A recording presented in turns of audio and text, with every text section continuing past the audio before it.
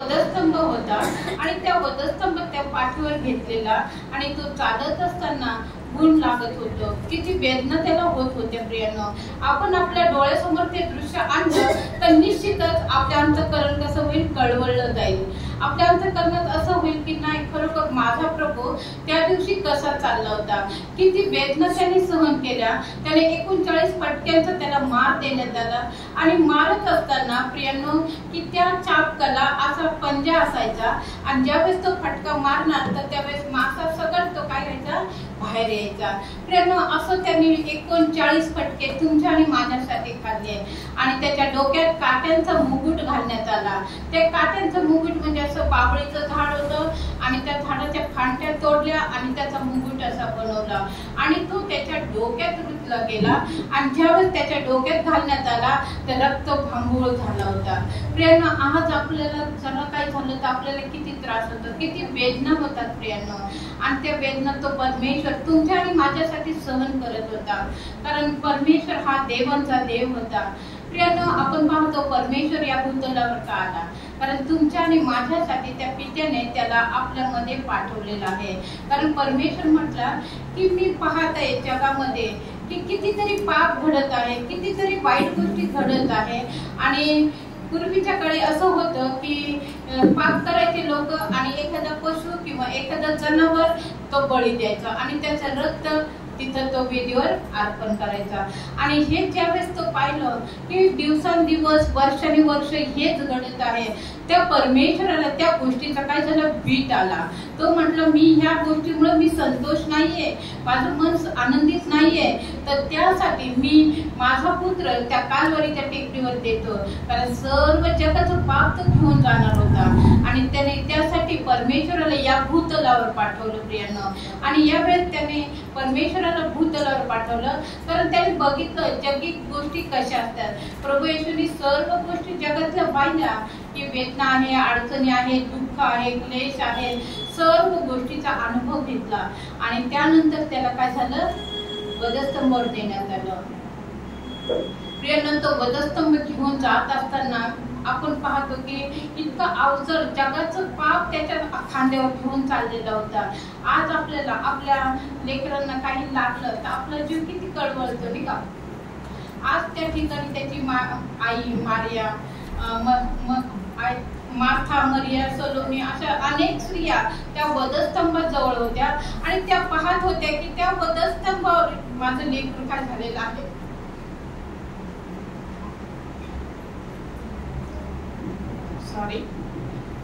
कारण ज्यावेळेस हे दुःख, हे क्लेश आपण त्या वधस्तंभावर पाहतो तर खरोखर अंतःकरण भरून येतं प्रियांनो.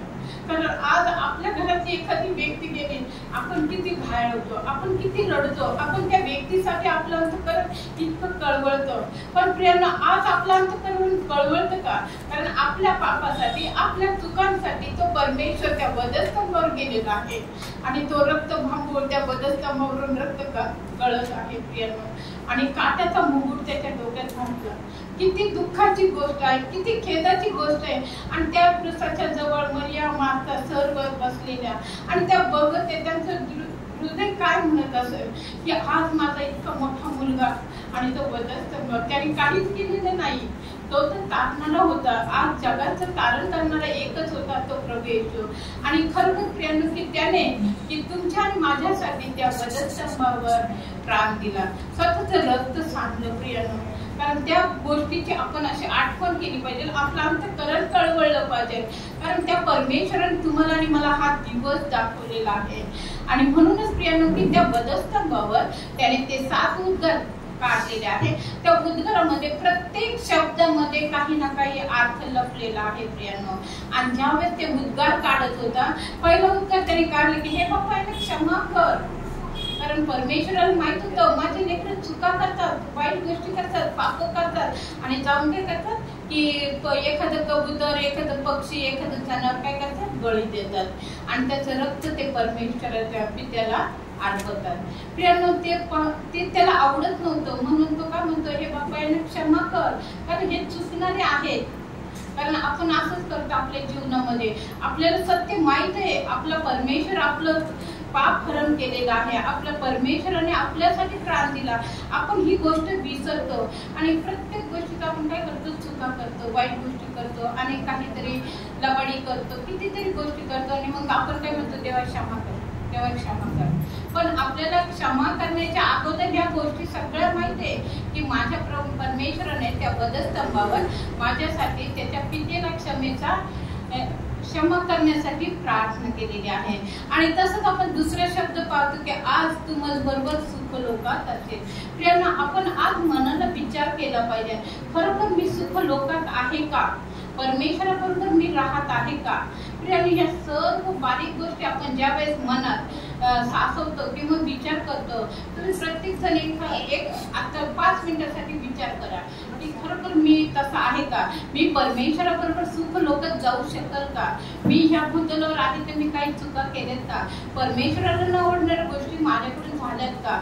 या गोष्टीचा फक्त 1 सेकंद तुम्ही मनात विचार करा, म्हणजे तुम्हाला समजेल. तुम्हाला 1 मिनिट मी देते, तुम्ही त्या 1 मिनिटात स्वतःला विचारा, स्वतःचं परीक्षण करा.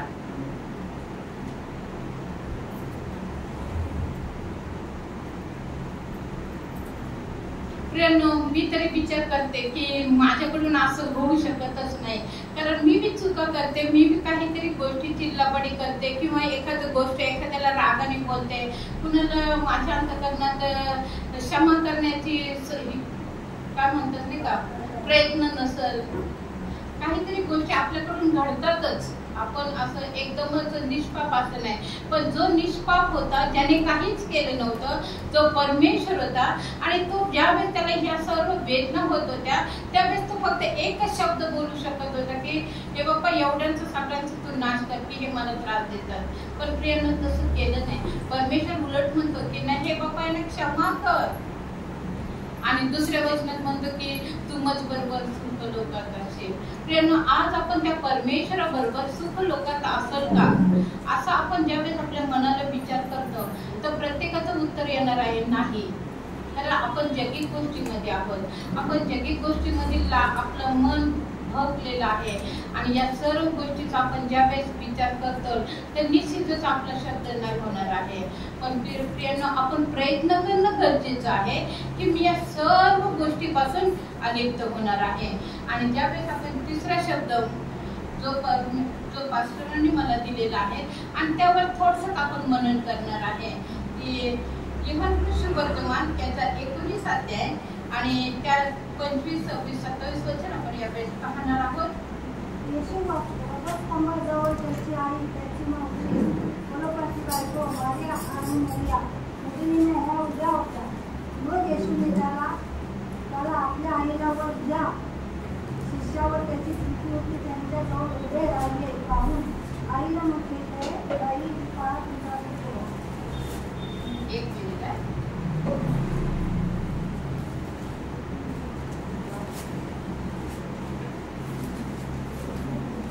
या वचनात असं म्हटलंय, येशूच्या वधस्तंभाजवळ त्याची आई, त्याची मावशी, क्लेपाची पत्नी मरिया आणि मरिया मगदलिया या उभ्या होत्या. मग येशूने आपल्या आईला व ज्या शिष्यांवर त्याची प्रीती होती त्याजवळ उभे राहिलेले पाहून आईला म्हणते, बाई, हा पहा तुझा मुलगा. प्रियांनो, ही जबाबदारी ज्यावेळेस परमेश्वर वधस्तंभावर होता आणि आपण पाहतो की त्यावेळेस सुद्धा त्याच्या अंतःकरणात एक जबाबदारी होती. आज आपल्यामध्ये ती जबाबदारी आहे का? आपण या गोष्टीचा विचार करणार आहोत की जसं प्रभू येशू त्या वधस्तंभावर होता आणि त्या वधस्तंभावर एवढा रक्ताने भांबळलेला होता आणि त्याची दृष्टी काय झाली, त्या मरियाकडे, मार्थाकडे गेलेली आहे आणि त्यांनी पाहिलं की तो किती रक्त भांबळ झालेला आहे, दुःखाने क्लेश पावलेला आहे आणि त्याला इतकं दुःख होत आहे. तरी प्रियांनो, त्याचं लक्ष त्याच्या मातेकडे गेलं की माझी माता माझ्यासाठी किती कळवळत आहे आणि किती दुःखी आहे, किती त्याला मनात त्याच्या अंतःकरणात कितीतरी प्रयत्न करत होता. आणि प्रियांनो, त्यावेळेस तो त्याच्या आईकडे बघतो आणि मग तो काय म्हणतो की त्याच्या शिष्याला, त्याचा शिष्य सुद्धा योहान तिथे उभा होता आणि त्याला पाहून तो काय म्हटला की ही तुझी आई. हा पहा तुझा पुत्र. प्रियानो, त्यावेळेस प्रियानो की आपण पाहतो की आजच्या पिढीमध्ये मी तुम्हाला जैविक गोष्टी सुद्धा सांगणार आहे आणि वचनाद्वारे सुद्धा तुम्हाला प्रभूचं वचन सांगणार आहे. आजच्या पिढीमध्ये आपण पाहतो की फक्त पती पत्नी आणि त्यांचं लेकरू, याच्या व्यतिरिक्त दुसरं काहीच नाही. प्रियानो, जगामध्ये आपण पाहतो आज कितीतरी ठिकाणी कितीतरी अशी परिस्थिती आहे की फक्त पती पत्नी आणि त्यांचं लेकरू. आई वडील कुठे गेले कुणालाच माहित नाही. ते कुणीच आई वडिलांचा विचार करत नाही. कारण प्रियांनो, आपण पाहतो की ज्या वेळेस लेकरं लहान असतात आणि मग ज्या वेळेस लहान असतात तर आई वडील त्यांच्यासाठी किती प्रयत्न करतात. आजच्या युगामध्ये पैसा भरपूर आहे पण प्रीती काय आहे, थंडवलेली आहे. आणि पूर्वीच्या काळी पैसा कमी होता आणि प्रीती जास्त होती. प्रियांनो, कारण त्यावेळेस पैसा नसायचा तरी आई वडिलांची मन कसं असायचं, नाही माझं लेकरू शिकलं पाहिजे, माझं लेकरू चांगल्या हुद्द्यावर गेलं पाहिजे, माझ्या लेकरांनी चांगले कपडे घातले पाहिजे, चांगलं राहिलं पाहिजे. आणि त्यावेळेस असं व्हायचं की आई बाप स्वतःला एक साडी, वर्षातून एक साडी किंवा एकच ड्रेस बाप घ्यायचा आणि ती आई त्या लेकरांसाठी कितीतरी रात्र जागत होती. आणि शेवटी ते म्हातारे झाले तर आणि मुलं मोठे झाले, मोठ्या हुद्द्याला गेले आणि ते काय करतात, आई बापाचा नाकार करतात. हा, तुम्हाला काय पाहिजे, खायचंय ना, देतो जेवण 2 टायमाचा आणि तुम्ही त्या कोपऱ्यात बसा, आमच्यामध्ये तुम्ही लुडबुड करायची नाही. डायरेक्टली असं काही मुलं आई बापाला सांगतात. कारण ज्या वेळेस आम्ही जगामध्ये जातो येतो तर ही परिस्थिती आम्ही बघतो. मग प्रियांनो, उद्या तुमची मुलं तुम्हाला असं केलं तर किती दुःख होईल. आपण हा सुद्धा विचार करणं गरजेचं आहे. कारण आज या ठिकाणी परमेश्वर वधस्तंभावर होता आणि त्याचं लक्ष त्याच्या मातेवर होतं. तो एवढा रक्ताने भांबळलेला होता, दुःखाने इतका एवढी व्याधी त्याच्यावर होती तरी त्याचं लक्ष कुठे गेलं, त्याच्या मातेकडे गेलं. म्हणजे त्याची एक जबाबदारी होती की माझ्या नंतर माझ्या आईला कोण बघणार आहे. कारण त्या आईने माझ्यासाठी अनेक दुःख सहन केलेले आहेत. तिने स्वतःचा त्याग केलेला आहे, स्वतःचं पोटाला अन्न खाल्लेलं नाहीये, पण माझ्यासाठी माझ्या आईने कितीतरी प्रयत्न केला. हा विचार करणं फार गरजेचं प्रियांनो. कारण आजच्या पिढीमध्ये काय झालं की पैसा असून प्रीती थंडवलेली आहे. आणि पूर्वीच्या काळी पैसा नसताना सुद्धा प्रीती अशी वाहत होती. पाहुणे रावळे आले तर महिना राहायचे. त्यावेळेस त्यांना असं वाटत नसतं की ही परिस्थिती आहे का नाही यांची. पण आजच्या युगामध्ये आपण पाहतो एकही पाहुणा आला 2 दिवस राहिला तर तिसऱ्या दिवशी असं होतं आता हा कधी जातो. कारण प्रीती थंडवलेली आहे. आणि म्हणून प्रियांनो, किती जबाबदारी पाळता येत नाही. कारण परमेश्वराचं वचन काय सांगतं की शेवटच्या काळात असं होईल की प्रीती थंडवली जाईल आणि तीच प्रीती थंडवली. म्हणून परमेश्वराने आपल्याला ते वचनाद्वारे दाखवून दिलं की मी एवढ्या दुःखात आहे तरी माझं लक्ष कुणाकडे आहे, माझ्या मातेकडे आहे. आणि प्रियांनो, आपल्याला तेच करायचंय आता. कारण आपण स्वतःला विश्वासणारे म्हणतो, आपण म्हणतो की नाही मी माझं तारण झालं, माझं पाप त्या परमेश्वराने घेतलेलं आहे आणि ते सर्व मी काय करणार आहे, ते त्याप्रमाणे कृतीशील जीवन जगणार आहे. आणि या ठिकाणी आपण दुसरं वचन पाहणार आहे. निर्गम याचा 20वा अध्याय 12वा वचनात काय म्हटलं आपण पाहू. निर्गम याचा 20वा अध्याय 12वा वचन.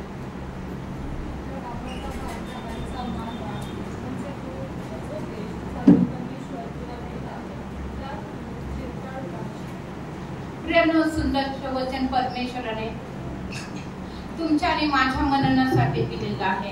कारण या वचनातून, प्रत्येक वचनातून परमेश्वर तुमच्याशी आणि माझ्याशी बोलत आहे. या ठिकाणी असं म्हटलंय निर्गम 20:12 मध्ये आपल्या बापाचा व आपल्या आईचा मान राख, म्हणजे जो देश तुला परमेश्वर देत आहे त्यात तू चिरकाल राहशील. प्रियांनो, परमेश्वराने जो देश आपल्याला दिला आहे, आज आपण पाहतो की मी पिंपरीत आहे, हा परमेश्वराने मला देश दिलेला आहे. ज्यावेळेस मी माझ्या आई बापाचा सन्मान करल आणि विशेष करून त्यांचा मान राखल तर निश्चितच परमेश्वर मला काय करणार आहे, आशीर्वादित करणार आहे.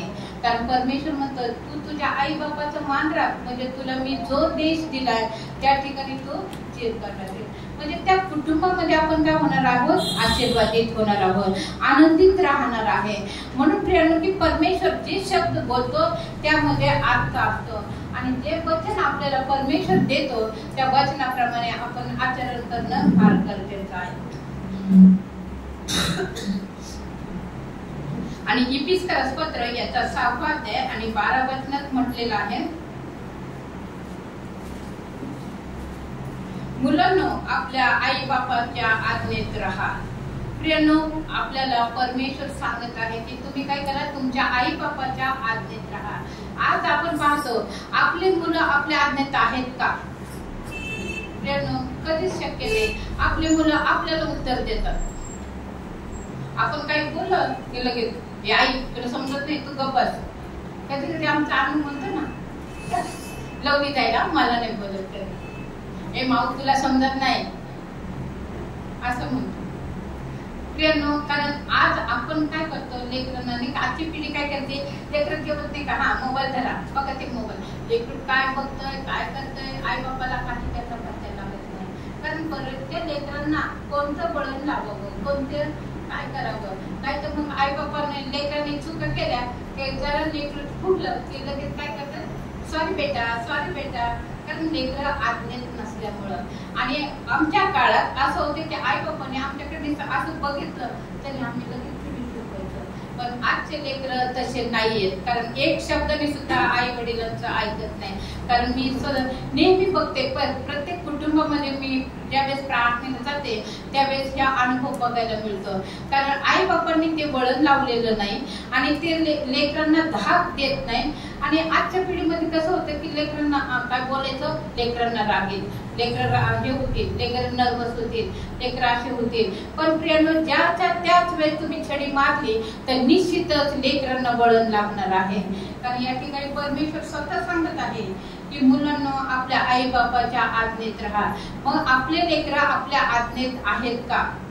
नाही का आई वडील सारखे सांगते, ए खाली बस, ए क्या म्हणते पोर काय म्हणतात, हा देतो ना. प्रियांनो, कारण हे लेकरं आपल्या आज्ञेत नाही. म्हणून जग जगाच्या मध्ये गुरफटले का काही ना काही घडलं जातं. म्हणून तुम्ही प्रत्येक आई बाबांनी लक्षात ठेवा, लहानपणापासून त्यांच्यावर असं बिंबवा की ते तुमच्या धाकात आहे, तुमच्या शब्दाच्या बाहेर नाही तर मोठे झाले तर ते तुम्हाला विचारू शकणार नाही. कारण परमेश्वर तुम्हाला मला सांगत आहे की लेकरांना काय करा, धाका ठेवा, आज्ञेत ठेवा. जसा प्रभू येशू त्याच्या पितेच्या आज्ञेत होता. ज्यावेळेस तो 12 वर्षापर्यंत त्याच्या पित्याच्या बरोबर काय करायचं, काम करत होता, त्याच्या आज्ञेत होता, त्याच्या इच्छेप्रमाणे चालत होता. आणि ज्यावेळेस त्याच्या पित्याची आज्ञा त्याला आली आणि तो कुठं भेटला, मंदिरात भेटला.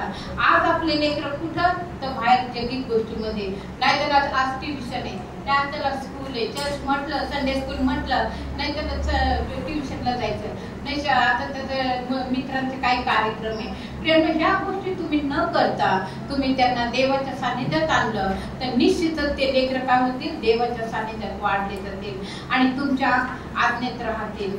प्रियांनो, आणि यावेळेस आपण लूक सुवर्तमान याच्या 2रा अध्याय आणि 51 वचन पाहणार आहोत. मीच वाचून दाखवते कारण वेळ थोडा आहे. थोड्या वेळात आपल्याला 7 शब्द घ्यायचे आहे. प्रभू येशू आई वडिलांच्या आज्ञेत राहिला आणि तो काय करत होता की प्रभू येशू परमेश्वर प्रभू त्याच्या आईच्या वडिलांच्या आज्ञेत होता. आज प्रियांनो, आपल्याला सुद्धा प्रभूच्या आज्ञेत राहायचं आहे. कारण जसं पित्याने सांगितलं की माझा पुत्र आज मी तो वधस्तंभावर येणार आहे. कारण जगाचा सर्व दृष्टिकोन त्यांनी पाहिला आणि तो म्हटलं की नाही, जगाचं पाप हरण करणारा एकच कोपरा आहे तो प्रभू येशू. आणि त्याने काय केलं, त्या परमेश्वराला त्या वधस्तंभावर देण्यात आलं. आणि म्हणून प्रियांनो की आज तो काय आहे, आपलं पाप घेऊन चालत आहे. आज आपण पाहतो की गुन्ह्याचा तडाखा, मला वाटतं 12च्या नंतर त्याला तो वधस्तंभ घेऊन चालत होता आणि 3 वाजता त्याला वधस्तंभावर देण्यात आलेला आहे.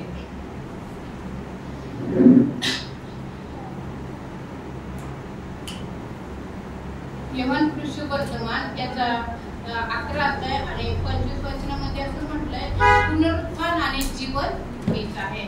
ज्यावेळेस वधस्तंभावर मरिया आणि मार्था त्याची आई आणि मावशी ते त्या वधस्तंभावर होत्या आणि त्या बघत होत्या की नाही, खरोखर हा काढणारा आहे, हा जगाचं पाप हरण करणारा आहे. आणि तो वधस्तंभावर आहे. कारण ज्या वेळेस तिच्या पोटी प्रभू येशू जन्माला आला त्यावेळेस तो मानवरूपी जन्माला आला आणि तिला माहित होतं की हा पवित्र आत्म्याच्याद्वारे माझ्या पोटी आलेला आहे. आणि त्यावेळेस तिने काय केलं तर तिला माहित होतं की हा तारणार आहे आणि हा पुनरुत्थान आहे, हा जीवन आहे. दोन्ही गोष्टी याच्यामध्येच आहे. आणि ज्यावेळेस कानागावी त्यांना आमंत्रण देण्यात आलं, लग्नाचं आमंत्रण देण्यात आलं, आपल्याला प्रत्येकाला ती स्टोरी माहिती आहे की प्रभू येशूला आणि त्याच्या आई वडिलांना नातेवाईकांना ज्यावेळेस आमंत्रण देण्यात आलं आणि त्यावेळेस ते तिथं गेले आणि गेल्यानंतर की त्या ठिकाणचा द्राक्षरस संपला. कारण मी पूर्ण सांगत नाही तुम्हाला, कारण त्या ठिकाणचा द्राक्षरस संपला आणि द्राक्षरस संपल्यानंतर त्याची आई काय म्हणली, येशू द्राक्षरस संपला. त्या ठिकाणी तो काय म्हटला, बाई तुझा आणि माझा काय संबंध, कारण त्यापर्यंत प्रभूची वेळ आलेली नव्हती. तोपर्यंत परमेश्वराला त्याच्या पित्याने आज्ञा दिली नव्हती की तू चिन्ह चमत्कार कर. पण तो त्यावेळेस काय होता, मानव होता आणि मानवरूपी असताना तो त्याच्या इच्छेनुसार काहीच करत नव्हता. फक्त ज्यावेळेस पित्याची आज्ञा त्याला येईल आणि मग पित्याची आज्ञा आल्यानंतर त्याने काय केला, पाण्याचा द्राक्षरस केला. हे काय आहे तर प्रभूचं जीवन कसं आहे. प्रभूने का आपल्यासाठी वधस्तंभात प्राण दिला, का आपल्यासाठी ते सतत रक्त सांडलं, त्या सर्व गोष्टीचं आपण परीक्षण करणं फार गरजेचं आहे. ज्यावेळेस आपण परीक्षण करू निश्चितच परमेश्वर तुम्हाला आणि मला आशीर्वादित करणार आहे. आणि या ठिकाणी आपण पाहतो की मार्क याचा 10 अध्याय आणि 19 वचनात म्हटलं की तुला आज्ञा दिल्या ठाऊक होत्या की आपण पाहतो की नाही का 10 आज्ञा परमेश्वराने तुम्हाला आणि मला दिलेल्या आहे. की 10 आज्ञामध्ये आपल्याला माहित आहे की परमेश्वराने चौथी आज्ञा दिली की तू आई बापाचा सन्मान कर. आणि प्रियांनो हेच आहे की परमेश्वर ज्या वेळेस वधस्तंभावर होता आणि त्याला त्याच्या आईची आठवण होती, त्याला त्याच्या आईची त्याला जबाबदारी होती आणि तो ती पार पाडत असताना त्याला काय झालं की त्याने आपल्याला पहिलीच आज्ञा देऊन दिलेली आहे की तुम्ही काय करा, आई बापाचा सन्मान करा. प्रियांनो आजच्या जगामध्ये आपल्याला आई बापाचा सन्मान करायचा आहे. ज्यावेळेस आपण सन्मान करू निश्चितच आपण आशीर्वादित होणार आहे. कारण वचन सांगते निर्गममध्ये की जो देश तुला परमेश्वर देत आहे त्यामध्ये काय होणार आहे, तू चिरकाल राहणार आहे. जो परमेश्वराने वचन दिलेले तो आई बाबाचा सन्मान कर, तर निश्चितच ते वचन आपल्या प्रत्येकाच्या कुटुंबासाठी आशीर्वादित होणार आहे. परमेश्वर या वचनाद्वारे तुम्हाला आणि मला आशीर्वादित कर.